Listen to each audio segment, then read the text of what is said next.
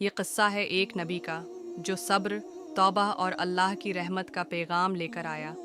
یہ قصہ ہے حضرت یونس علیہ السلام کا۔ ویجول، سمندر، پرانی بستی، عبادت کرنے والا نبی۔ حضرت یونس علیہ السلام کو اللہ تعالی نے نینوی نامی ایک بستی کی طرف نبی بنا کر بھیجا۔ یہ بستی گناہوں میں ڈوبی ہوئی تھی۔ وہاں کے لوگ بتوں کو پوجتے اور نافرمانی کرتے تھے۔ ویجول، بستی کے لوگ بدعمالیاں۔ حضرت یونس علیہ السلام نے انہیں دن رات اللہ کی طرف بلایا، بار بار سمجھایا، مگر وہ لوگ باز نہ آئے۔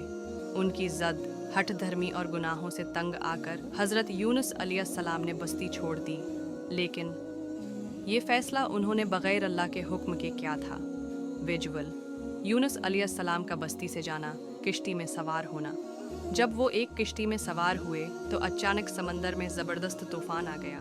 لوگوں نے کہا، اس کشتی میں ضرور کوئی ایسا شخص ہے جس کی وجہ سے یہ آفت آئی ہے۔ ویجول، طوفانی سمندر، پریشان لوگ، کی راہ اندازی کی گئی 3 بار اور ہر بار نام آیا یونس علیہ السلام کا۔ ویجول، حضرت ہے یونس علیہ السلام کا سمندر میں چھلانگ لگانا۔ انہوں نے خود کو سمندر میں ڈال دیا۔ اللہ تعالی نے ایک بہت بڑی مچھلی کو حکم دیا کہ یونس علیہ السلام کو نگل لے، لیکن نقصان نہ پہنچائے۔ ویجول، مچھلی کا یونس علیہ السلام کو نگلنا، اندھیرا۔ اب وہ مچھلی کے پیٹ میں تھے، 3 اندھیروں میں، رات کا اندھیرا، سمندر کا اندھیرا اور مچھلی کے پیٹ کا اندھیرا۔ ویجول، یونس علیہ السلام کا سجدہ، دعا کرتے ہوئے۔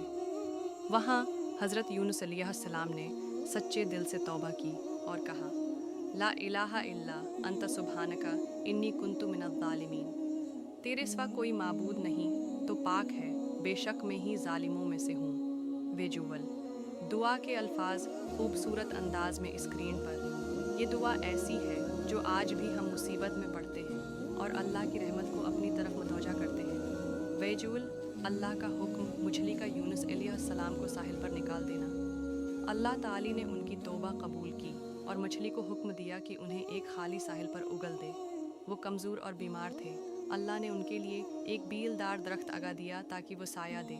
ویجول، شفا، صحت یابی، سکون۔ پھر اللہ تعالی نے انہیں دوبارہ نینوی کی طرف بھیجا۔ اس بار جب وہ اپنی قوم کے پاس پہنچے، لوگ سچ کو مان چکے تھے۔ انہوں نے توبہ کر لی تھی اور اللہ کی عبادت شروع کر دی تھی۔